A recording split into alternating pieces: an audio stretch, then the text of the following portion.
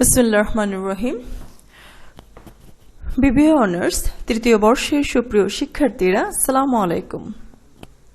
আশা করি তোমরা ভালো আছো এবং সুস্থ আছো।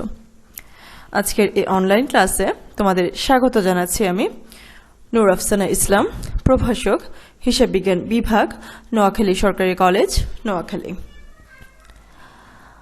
আমাদের ব্যাংকিং ও বিমা যেহেতু দুটি অংশে বিভক্ত, অর্থাৎ ব্যাংকিং এর পোর্শন এবং বিমার পোর্শন, আমরা গত ক্লাস অবধি আমাদের ব্যাংকিং এর অংশ নিয়ে প্রথম চ্যাপ্টার নিয়ে আলোচনা করেছি। আজকে থেকে আমরা আমাদের বিমার পোর্শনের একটি চ্যাপ্টার নিয়ে আলোচনা করব, অর্থাৎ একটি ব্যাংকিং এর চ্যাপ্টার এবং একটি বিমার চ্যাপ্টার, এভাবেই আমরা সাবজেক্টটা নিয়ে এগোতে থাকব। তাহলে চলো আজকে ক্লাস শুরু করা যাক। আজকে প্রথম যে টপিকটি সিলেক্ট করেছি সেটা হচ্ছে বিমা হলো ঝুঁকি বন্টনের একটি ব্যবস্থা। বিষয়টি আমরা একটু বোঝার চেষ্টা করব। আমরা যদি একটু প্রশ্নটার দিকে তাকাই, প্রশ্নটাতে কি বলা হয়েছে যে বিমা হলো ঝুঁকি বন্টনের একটি ব্যবস্থা, অর্থাৎ এই বিষয়টাকে এখানে হাইলাইট করব। বিমাটা কি এবং কিভাবে সেটা ঝুঁকিটাকে মিনিমাইজ করে বা বিভিন্ন পক্ষের মধ্যে ঝুঁকিটাকে কিভাবে বন্টন করে সেই বিষয়টাই আমরা এখানে দেখব। মানুষের জীবন ও সম্পত্তির ঝুঁকি আর্থিকভাবে মোকাবেলা করার ব্যবস্থাই হচ্ছে বিমা, এবং এই বিমাটা প্রথমত সমবায় বা সহযোগিতার মধ্য দিয়ে বিকশিত হয়েছে। অর্থাৎ বিমা যদি আমরা শুরু থেকে বিমা ব্যবস্থার কথা চিন্তা করি, শুরু থেকে সেটা সমবায় বা সহযোগিতার মধ্য দিয়ে ধীরে ধীরে আজকের এই পর্যায়ে রূপ নিয়েছে। তাহলে ঝুঁকি বন্টনের এই সহযোগিতামূলক ধারণা পরবর্তীতেই বিমা ব্যবসার উদ্ভব ঘটিয়েছে আমরা বলতে পারি, এবং যে কারণে অনেকেই বিমাকে ঝুঁকি বন্টনের ব্যবস্থা হিসেবে উল্লেখ করেছেন।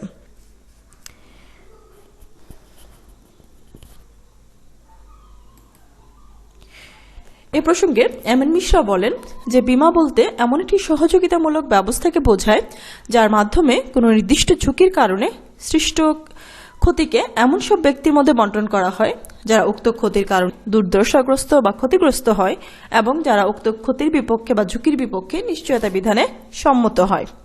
তাহলে আমরা যদি একটু সংজ্ঞাটা বিশ্লেষণ করি, আমরা এখানে দুটি বিষয় এখানে পাই।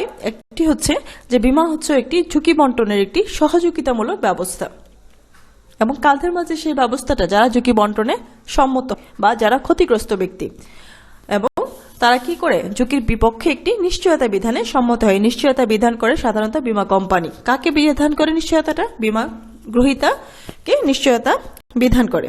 তাহলে প্রশ্নটা যদি আমরা একটু সামারাইজ করতে যাই, তাহলে আমরা কি বলতে পারি যে বিমা ব্যবস্থার অধীনে একজন বিমাকারী বা কোম্পানি সম্ভাব্য ক্ষতির সম্মুখীন ব্যক্তিবর্গের ঝুঁকি প্রিমিয়ামের বিনিময়ে গ্রহণ করে।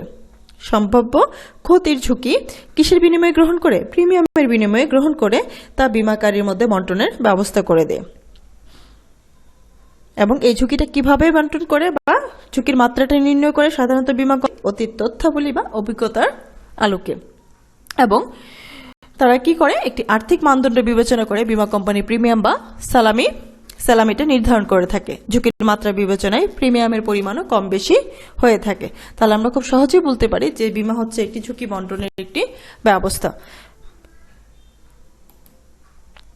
পরবর্তী প্রশ্নে চলে যাচ্ছি যে বিমা চুক্তির বৈশিষ্ট্য বা কি কি কারণে বিমাটাকে চুক্তি হিসাবে গণ্য করা যাবে। এখানে প্রথমে যে বিষয়টি রয়েছে সেটি হচ্ছে বৈধ চুক্তি, অর্থাৎ বিমা কোনো বাজি খেলা নয়। আইন অনুযায়ী এটি একটি বৈধ চুক্তি। এর এক পক্ষ হচ্ছে বিমাকারী প্রতিষ্ঠান এবং অন্যদিকে হচ্ছে বিমা গ্রহীতা বা পলিসি হোল্ডার। এক পক্ষ প্রস্তাব করবে, অর্থাৎ বিমা কোম্পানি প্রস্তাব করে, অপর পক্ষ স্বীকৃতির মাধ্যমে সেই চুক্তিটি সম্পাদিত হয়।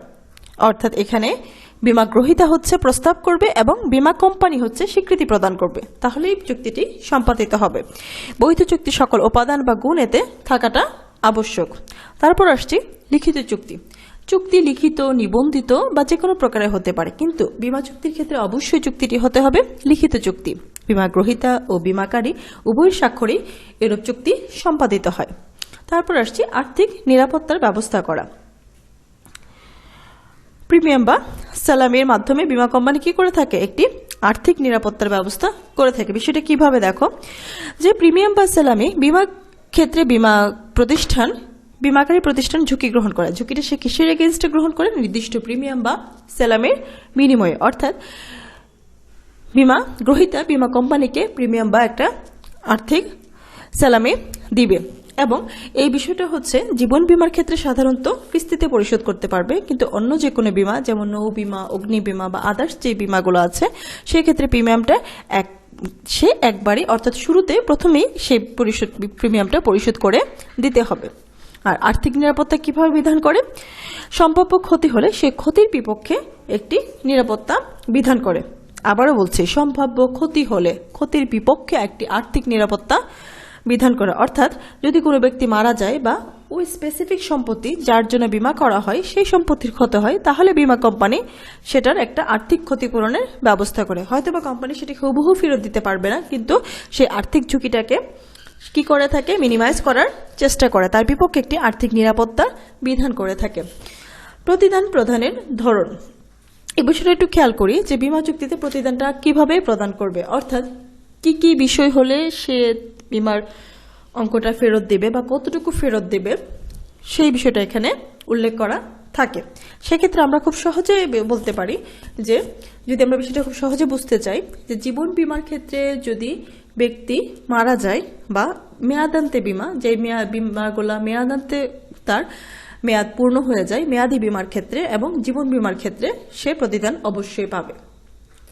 খুব সহজে কথাটা বললাম যে মেয়াদি বিমা এবং জীবন বিমার ক্ষেত্রে সে প্রতিদান অবশ্যই এখানে পাবে। অন্য যে কোনো বিমার ক্ষেত্রে, অগ্নি বিমা, নৌ বিমা বা আদার্স যে ইন্স্যুরেন্সগুলো আছে সেই বিমাগুলোর ক্ষেত্রে যদি ক্ষতি এখানে সংঘটিত হয় তাহলে ক্ষতিপূরণ পাবে, আদারওয়াইজ এখানে সে কোনো ক্ষতিপূরণ পাবে না। অর্থাৎ যদি ক্ষতি না হয় তাহলে প্রতিদান হিসেবে সে কিছুই পাবে না। ব্যতিক্রমটা কি? মেয়াদি বিমা আর জীবন বিমা। আশা করি বিষয়টা তোমাদের ক্লিয়ার হয়ে গিয়েছে। তারপর আসছি বিমাযোগ্য স্বার্থ। বিমার বিষয়বস্তুতে বিমা গ্রহীতার যে আর্থিক স্বার্থ বিদ্যমান তাই হচ্ছে বিমাযোগ্য স্বার্থ। বিমাকৃত সম্পত্তিতে অবশ্যই বিমা গ্রহীতার কি থাকতে হবে? বিমাযোগ্য স্বার্থ থাকতে হবে, নতুবা সেটা বিমা চুক্তির আওতায় এনে সেই সম্পত্তি বা তার জীবনকে বিমা এখানে করা যাবে না। তারপর আসছি সত্যিশ্বাসের সম্পর্ক। বিমার ক্ষেত্রে বিমাকারী ও বিমা গ্রহীতার মাঝে একটি সত্যিশ্বাসের সম্পর্ক প্রতিষ্ঠিত হয়, অর্থাৎ তারা একে অপরের সাথে কোনো প্রকার তথ্য এখানে গোপন করবে না বা কোনো কিছু এখানে লুকিয়ে রাখবে না। অবশ্যই কি করতে হবে? সে একে অপরকে উভয়কে কোনো প্রতারণা বা মিথ্যা বর্ণনার এখানে আশ্রয় নিবে না। যা বলবে সবকিছুই কি সে বিশ্বাস রেখে তাদের মাঝে একটা সত্যিশ্বাসের সম্পর্ক প্রতিষ্ঠিত হয়, নির্দিষ্টতার প্রতি গুরুত্ব আরোপ। বিমার ক্ষেত্রে বিমাকারী ও বিমা গ্রহীতার মধ্যে যে সত্যিশ্বাসের সম্পর্ক প্রতিষ্ঠিত হয় সেই সম্পর্কটি স্টাবলিশ করা যায় কিসের মাধ্যমে? একটি নির্দিষ্ট বিষয়ের প্রতি গুরুত্ব আরোপ করে। এজন্য বিমাপত্রে কোন কারণে ক্ষতিপূরণ প্রদান করা হবে, বিমাকৃত টাকার অঙ্ক কত হবে, বিমাপত্র কতদিনের মেয়াদি হবে বা প্রিমিয়াম পরিশোধ কিভাবে হবে এবং মেয়াদ শেষে টাকার পরিমাণটাও কিভাবে পরিশোধ করা হবে, এই প্রত্যেকটা বিষয় এখানে সুস্পষ্টভাবে উল্লেখ থাকবে। অর্থাৎ সে ঝুঁকিটা মিনিমাইজ করবে, সে কিভাবে কোন ধরনে করবে সেই বিষয়টা এখানে নির্দিষ্টভাবে উল্লেখ করা থাকবে। তারপর আসছে ঝুঁকি বন্টন। বিমা চুক্তির মাধ্যমে ঝুঁকি বন্টনের সুযোগ সৃষ্টি হয়। যত বেশি বিমা চুক্তি করা যায় তত বেশি ঝুঁকি বন্টনের ব্যবস্থা হয় এবং এতে লাভের সম্ভাবনাও বৃদ্ধি পায়। এজন্যই বিভিন্ন লেখকগণ বিমাকে ঝুঁকি বন্টনের একটি ব্যবস্থা হিসেবে উল্লেখ করেছেন। তারপর আসছি মানব কল্যাণ। বিমা ঝুঁকি মিনিমাইজ করার মাধ্যমে সমাজেরও কল্যাণ করে থাকে এবং মানবের জীবন এবং তার সহায় সম্পত্তির সম্ভাব্য বিপদ ও ঝুঁকির বিরুদ্ধে বিমা আর্থিক প্রতিরক্ষার ব্যবস্থা করে থাকে। এতে করে মানুষের জীবন যেমন নিরাপত্তার বিধান পায়, তেমনি সামাজিকভাবেও বিভিন্ন ধরনের ঝুঁকি এখানে মিনিমাইজ করা সম্ভব, অর্থাৎ সমাজের অধিকতর কল্যাণ সেটার মাধ্যমে নিশ্চিত করা যায়। তো বিমা ঝুঁকি বন্টনের মাধ্যমে মানব কল্যাণের একটি সুযোগ সৃষ্টি করে যাচ্ছে। তারপর আসি বিমা চুক্তি কাকে বলে বা বিমাটাকে কখন আমরা বিমা চুক্তি বলবো। এখানে একটি বিষয় উল্লেখ করা প্রয়োজন, সেটি হচ্ছে তোমাদের এখান থেকে আমার অবশ্যই একটি প্রশ্ন আসবে, সেটি হচ্ছে বিমা কাকে বলে সংজ্ঞায়িত করো, বা বিমা চুক্তি কি, বা বিমা হচ্ছে ঝুঁকি বন্টনের একটি ব্যবস্থা। আমরা চেষ্টা করেছি তিনটা প্রশ্নকেই তিনভাবে তোমাদের সামনে তুলে ধরার জন্য, যাতে করে তিনটা প্রশ্নের যে মেইন গুরুত্বপূর্ণ বিষয়টা সেটা তোমাদের সামনে চলে আসে। তো যখন যেইভাবে আমার প্রশ্নটা আসবে সেই অনুযায়ী আমি আমার প্রশ্নটাকে আনসার করব। তাহলে দেখি যে কারো জীবন বা সম্পত্তির ঝুঁকি মোকাবেলার প্রক্রিয়া হলো বর্তমানকালের বিমা ব্যবস্থা। বীমা ব্যবস্থাটা হচ্ছে কি মোকাবেলা করার প্রক্রিয়া? ঝুঁকি মোকাবেলা করার প্রক্রিয়া। তাহলে এটাকে আমরা কেন চুক্তি বলবো? মানুষের এই সকল বিপদ বা ঝুঁকির বিপক্ষে আর্থিক নিশ্চয়তা প্রদানের লক্ষ্যে যে চুক্তি সম্পাদিত হয় তাই হচ্ছে বীমা চুক্তি। তাহলে বীমাটাকে চুক্তি এই জন্য বলছি যে এটি আর্থিক নিশ্চয়তা প্রদান করে, একটি কিসের নিশ্চয়তা প্রদান করে? ঝুঁকিটা মিনিমাইজ করার একটি নিশ্চয়তা প্রদান করে একটি চুক্তি সম্পাদিত হয়। চুক্তিটা কাজের মাঝে হয়? বীমা কোম্পানি এবং বীমা গ্রহীতার মাঝে সেই চুক্তিটি সম্পাদিত হয়। এই প্রসঙ্গে এম কে ঘোষ ও এন আগারওয়ালা বলেছেন, বীমা হলো এমন একটি চুক্তি যেখানে প্রিমিয়াম নামক প্রতিদানের বিনিময়ে এক পক্ষ অপর পক্ষকে সম্ভাব্য ক্ষতি সংঘটনের কারণে ক্ষতিপূরণের প্রতিশ্রুতি দেয়, অথবা নির্দিষ্ট কোনো ঘটনা সংঘটিত হলে নির্দিষ্ট পরিমাণ অর্থ প্রদানের প্রতিশ্রুতি প্রদান করে। তাহলে আমরা যদি সংজ্ঞাটা বিশ্লেষণ করি, এখানে আমরা দুইটি বিষয় পাচ্ছি যে বীমাটাকে আমরা কেন চুক্তি বলবো, যেখানে এক পক্ষ অপর পক্ষকে একটি ক্ষতিপূরণের প্রতিশ্রুতি প্রদান করছে এবং ক্ষতিটা কি হবে? কোনো নির্দিষ্ট ঘটনা সংঘটিত হলে। যদি ঘটনা সংঘটিত না হয়, আমার জীবন বীমা ছাড়া বা মেয়াদান্তে বীমা ছাড়া সে ক্ষতিপূরণ প্রদান করবে না। এবং কিসের বিনিময়ে? সেটা প্রিমিয়ামের বিনিময়ে। তাহলে বীমার আমরা দুটি গুরুত্বপূর্ণ বৈশিষ্ট্য আমরা এখানে পাচ্ছি বীমা চুক্তির, যে বীমা চুক্তিতে দুটি পক্ষ থাকবে। এক পক্ষ তার জীবন ও সম্পত্তির ঝুঁকি অন্যের উপর অর্পণ করে, সেটি হচ্ছে বীমা গ্রহীতা, এবং অপর পক্ষ সে ঝুঁকি বহনের প্রতিশ্রুতি দেয়। সে ঝুঁকি বহনের প্রতিশ্রুতি কে দিচ্ছে? বীমা কোম্পানি। সেকেন্ড ওয়ান ইজ, এরূপ চুক্তিতে বীমাকারী প্রাপ্ত প্রিমিয়াম অপেক্ষা অনেক বেশি পরিমাণ আর্থিক ক্ষতিপূরণের নিশ্চয়তা প্রদান করে। প্রিমিয়ামের পরিমাণটা, অর্থাৎ যে হারে সে প্রিমিয়াম বা স্যালামিটা প্রদান করছিল, সে আর্থিক নিরাপত্তাটা অবশ্যই তার থেকে বেশি হবে। সেরূপ প্রতিশ্রুতি দেওয়ার কারণে সেটাকে বীমা চুক্তি বলা হয় এবং বীমা চুক্তির বিষয়বস্তু বীমাপত্রে নির্দিষ্ট করা থাকবে। তাহলে আমরা যদি প্রশ্নটা এখন সামারাইজ করতে যাই, তাহলে কি বলতে পারি? যে কোনো নির্দিষ্ট ঘটনা সংঘটিত হলে এক পক্ষ আর্থিক প্রতিদান বা প্রিমিয়ামের বিনিময়ে অপর পক্ষে নির্দিষ্ট পরিমাণ অর্থ প্রদানের যে প্রতিশ্রুতি দেয় তাকেই বীমা চুক্তি বলা হয়। ঠিক আছে, এখন আসি বীমা চুক্তির কি কি উপাদান রয়েছে তা একটু দেখে নেই, বা কি কি উপাদান থাকলে তাকে আমরা বীমা চুক্তি বলবো। এখানে বীমার দুটি গুরুত্বপূর্ণ উপাদান রয়েছে। প্রথমত হচ্ছে আইনগত উপাদান। আইনগত উপাদানের মাঝে কি কি বিষয় রয়েছে এবং হচ্ছে কি ব্যবসা সংশ্লিষ্ট উপাদান। তাহলে আইনগত উপাদানের মাঝে কি কি বিষয় রয়েছে একটু দেখি। যে কি থাকবে? একাধিক পক্ষ। আমরা জানি কোনো ব্যক্তি নিজের সাথে কখনোই চুক্তি করতে পারে না, তাহলে একের অধিক পক্ষ এখানে লাগবে। যদি কোনো বিক্রয় চুক্তির কথাও দেখি বা কোনো ক্রেতা বিক্রেতার কথা যদি চিন্তা করি, একটি পণ্য কিনে আনলে এখানে একজন ক্রেতা থাকে, একজন বিক্রেতা থাকে, অর্থাৎ এক্ষেত্রেও কি থাকে? দুটি পক্ষ বিদ্যমান থাকে। এবং বীমা চুক্তিতেও দুটি পক্ষ থাকবে, এক পক্ষ হচ্ছে বীমাকারী বা বীমা কোম্পানি, অন্যদিকে হচ্ছে বীমা গ্রহীতা। তারপর আসছে কি? প্রস্তাব ও স্বীকৃতি।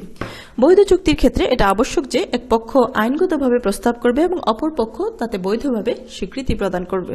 এই ক্ষেত্রে বীমা চুক্তিতে বীমা গ্রহীতা হচ্ছে আবেদন ফর্ম পূরণ করে বীমা প্রতিষ্ঠানের নিকট জমা দেয় এবং বীমা প্রতিষ্ঠান সেই ফর্মটা অ্যাকসেপ্ট করে তাকে স্বীকৃতি প্রদান করে। এইভাবেই বীমা চুক্তিটি সম্পন্ন হয়। বৈধ প্রতিদান ও উদ্দেশ্য। চুক্তির আরেকটি অপরিহার্য বৈশিষ্ট্য হলো এর প্রতিদান ও উদ্দেশ্যের বৈধতা। প্রদত্ত প্রতিদান অবশ্যই কিসে পরিশোধযোগ্য? অর্থে পরিশোধ হতে হবে, তাই অবৈধ কোনো কিছু এক্ষেত্রে প্রতিদান হওয়ার কোনো সুযোগ নেই। পক্ষসমূহের চুক্তি সম্পাদনের যোগ্যতা।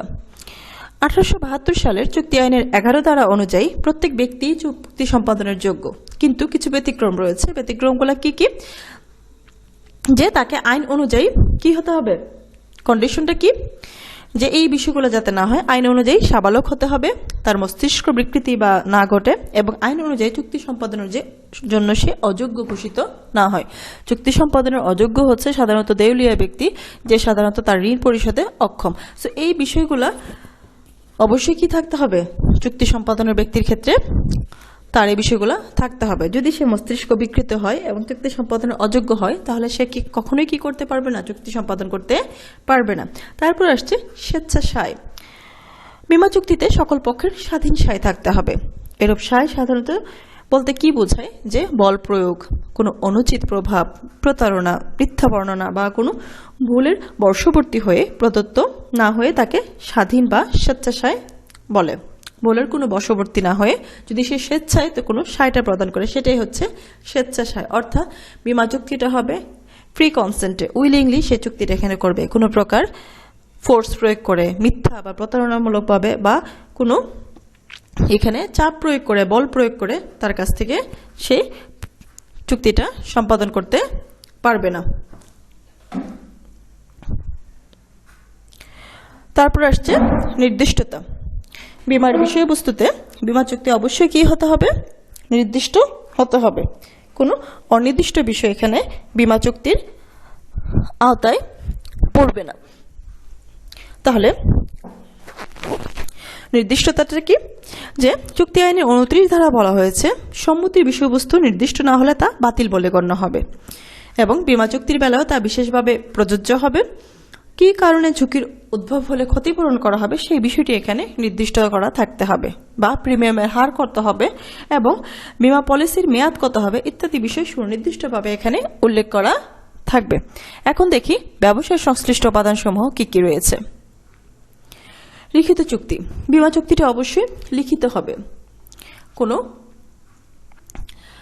যে কোনো চুক্তি সাধারণত অলিখিত হতে পারে, নিবন্ধিত হতে পারে বা অনিবন্ধিত হতে পারে, কিন্তু বীমা চুক্তির ক্ষেত্রে যেহেতু প্রতিদান আদায় করার বিষয়টি রয়েছে অবশ্যই সেটি লিখিত চুক্তি হবে, নতুবা সেটি আইন দ্বারা কখনোই বলবৎযোগ্য করা যাবে না। তারপর আসছে বীমাযোগ্য স্বার্থ। বীমা চুক্তিতে বীমা গ্রহীতার বীমাযোগ্য স্বার্থ থাকতে হবে। বীমাযোগ্য স্বার্থ যদি না থাকে তাহলে সেটাকে বীমা চুক্তি হিসাবে উল্লেখ করা যাবে না। বীমাযোগ্য স্বার্থটি হচ্ছে, আমরা এতক্ষণ বারবার বলছি, আগেও এটা নিয়ে আলোচনা করেছি, যে বীমাযোগ্য স্বার্থ হচ্ছে বীমা গ্রহীতার সে আর্থিক স্বার্থতা। এক্ষেত্রে আমরা একটা যদি ছোট্ট উদাহরণ দিই আমরা খুব সহজে বিষয়টা আরো ক্লিয়ার হবে। ধরো এক ব্যক্তি একটি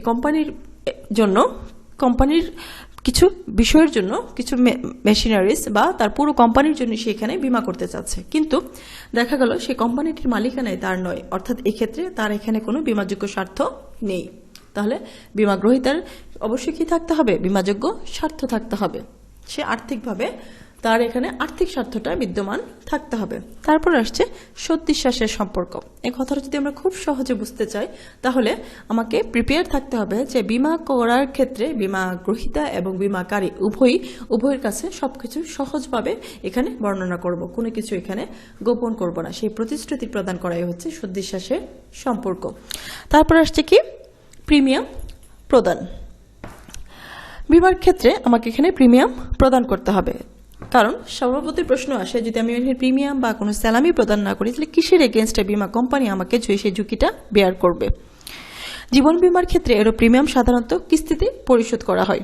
বিষয়টা একটু নোট করো যে জীবন বীমার ক্ষেত্রে এর প্রিমিয়াম সাধারণত কিস্তিতে পরিশোধ করা হয়, কিন্তু অন্য যে কোনো বীমা, নৌ বীমা, অগ্নি বীমা বা আরও যে আদার্স ইন্স্যুরেন্স পলিসিগুলো আছে সেই পলিসিগুলোর ক্ষেত্রে সাধারণত একেবারেই এর প্রিমিয়াম পরিশোধ করা হয়, অর্থাৎ তখন আর কিস্তিতে পরিশোধ করার এখানে সুযোগ নেই।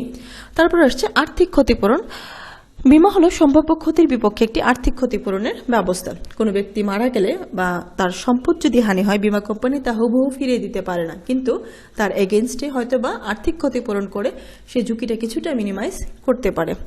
তারপর আসছে যে প্রত্যক্ষ কারণ, অর্থাৎ কি কারণে সে ক্ষতিপূরণ পাবে বীমা চুক্তিতে তা সুস্পষ্টভাবে উল্লেখ থাকতে হবে। যদি তা প্রত্যক্ষ কারণ না হয় তবে অনেক ক্ষেত্রে চুক্তিটা বাতিল বলেও গণ্য হতে পারে।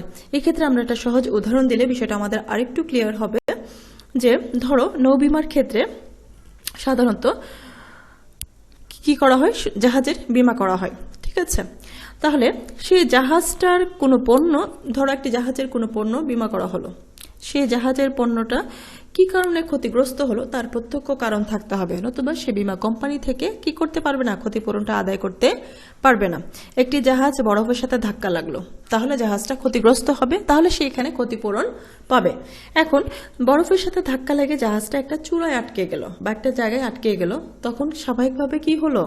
জাহাজটার কিন্তু কোনো ক্ষতি হয় নাই, কিন্তু জাহাজটা নির্দিষ্ট সময়ে তার গন্তব্যে পৌঁছাতে পারলো না, সেই চূড়ায় আটকে থাকার কারণে বিলম্বে পণ্যটা নষ্ট হলো। তাহলে জাহাজের ধাক্কা লাগাটা এখানে কোনো প্রত্যক্ষ কারণ ছিল না।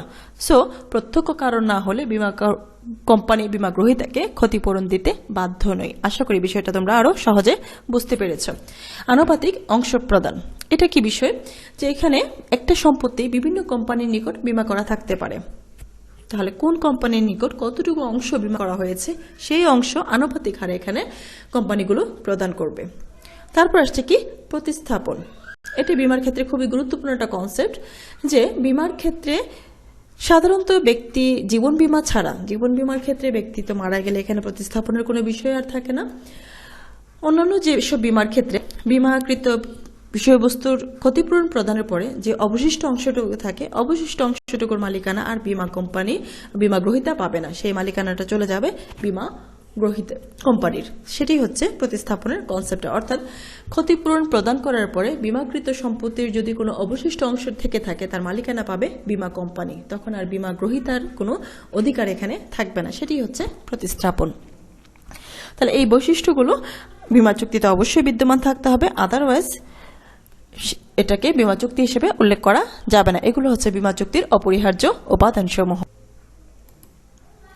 এখন দেখি বীমাযোগ্য স্বার্থ বলতে কি বুঝি। বীমাযোগ্য স্বার্থ হলো একটি আর্থিক স্বার্থ। এরূপ স্বার্থ রক্ষা করাই হচ্ছে বীমার উদ্দেশ্য, এবং প্রত্যেক বীমা চুক্তিতে বীমা গ্রহীতার বীমাযোগ্য স্বার্থ বহাল থাকা আবশ্যক। বীমাযোগ্য স্বার্থ না থাকলে বীমা চুক্তি কখনোই করা সম্ভব নয়।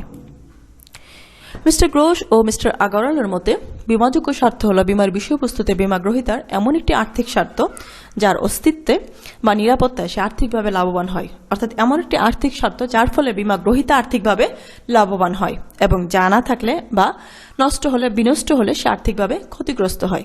তাহলে বীমাযোগ্য স্বার্থ হলো বীমা গ্রহীতার এমন একটি আর্থিক স্বার্থ যার ফলে সে কি আর্থিকভাবে লাভবান হচ্ছে। কে লাভবান হচ্ছে? বীমা গ্রহীতা। এবং যা না থাকলে বীমা গ্রহীতা কি হবে? আর্থিকভাবে ক্ষতিগ্রস্ত হবে। তাই হচ্ছে বীমাযোগ্য স্বার্থ। তাহলে বীমাযোগ্য স্বার্থ আমরা যদি এক কথায় বলতে চাই, সম্পদ বা জীবনের উপর বীমা গ্রহীতার এমন একটা আর্থিক স্বার্থ বোঝায় যা বজায় থাকা বা ক্ষতি হওয়াতে তার আর্থিক লাভের প্রশ্ন জড়িত। অবশ্য বীমাযোগ্য স্বার্থ প্রমাণের ক্ষেত্রে, অর্থাৎ জীবন বীমার ক্ষেত্রে কিছুটা পার্থক্য দেখা যায়। জীবন বীমার ক্ষেত্রে বীমা চুক্তি করার সময় বীমা গ্রহীতার এরূপ স্বার্থ থাকা আবশ্যক, কিন্তু অন্যান্য বীমার বেলায় ক্ষতির সময় বীমা গ্রহীতার এরূপ স্বার্থ বহাল থাকাও, অর্থাৎ জীবন বীমার ক্ষেত্রে অবশ্যই কি থাকতে হবে? যে ব্যক্তি যে বিষয়বস্তুর উপর বীমা করছে তার নিজের জীবনের উপর তার বীমাযোগ্য স্বার্থ বিদ্যমান, এবং অন্যান্য বিষয়ের ক্ষেত্রে তার যে সম্পত্তির জন্য বীমা করতে চাচ্ছে সেই সম্পত্তির উপর তার একটি আর্থিক স্বার্থ বিদ্যমান থাকতে হবে। তাহলে আমরা এক কথায় বলতে পারি যে বীমার বিষয়বস্তুতে বীমা গ্রহীতার যে আর্থিক স্বার্থ বিদ্যমান তাই হচ্ছে বীমাযোগ্য স্বার্থ। জীবন বীমার ক্ষেত্রে ব্যক্তির জীবনের উপর তার বীমাযোগ্য স্বার্থ বিদ্যমান, আর অন্যান্য বীমার ক্ষেত্রে বীমার বিষয়বস্তুতে তার কি বা যে কোনো সম্পত্তি বা বিষয়বস্তুতে তার আর্থিক স্বার্থ বিদ্যমান। বীমাযোগ্য স্বার্থ না থাকলে বীমা চুক্তিটা কখনোই করা সম্ভব নয়, এবং বীমাযোগ্য স্বার্থের ফলে বীমা গ্রহীতা কি হয়? আর্থিকভাবে লাভবান হয়। যদি বীমাযোগ্য স্বার্থ না থাকলে সে আর্থিকভাবে ক্ষতিগ্রস্ত হয়। এই ছিল আজকের আলোচনা। তোমরা বীমার গুরুত্বপূর্ণ বিষয়গুলো বুঝতে পেরেছ।